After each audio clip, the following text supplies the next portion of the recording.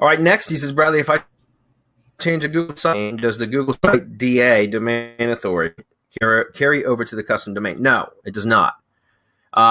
Marco and I were discussing this earlier. It does not carry over, but it doesn't matter because you still benefit from, like, guys, remember the domain, like the metric thing isn't so important anymore. I mean, at least according to the way that through our own testing and all of our properties and things like that, it's more about relevancy than it is about metrics, because metrics are proprietary. They're not Google's metrics.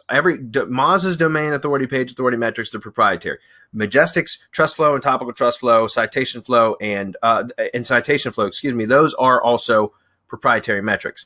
So they're only measures or gauges of what they determine is the quality of a domain and its inbound link profile and that kind of stuff. So I stopped worrying about metrics well over a year ago now, and I really just don't care about them anymore.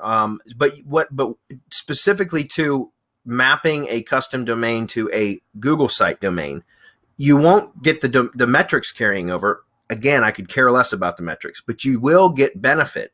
You will get the benefit of using the Google sites because it's Google's own property, and Google knows your domain's mapped to it, and it wants to rank its own properties. That's Google's narcissism at work.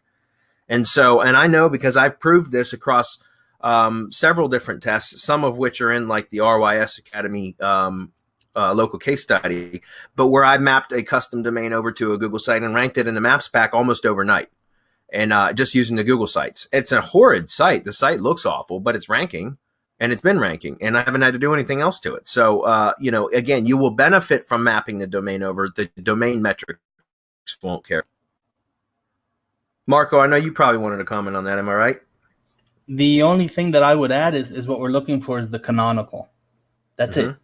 That's it. Once we get that, then we have all the benefits we need. That's right.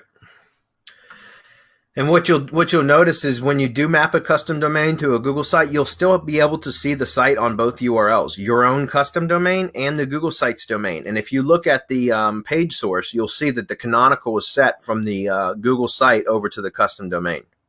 So both pages will exist, but you'll see the canonical is set to what your custom domain is.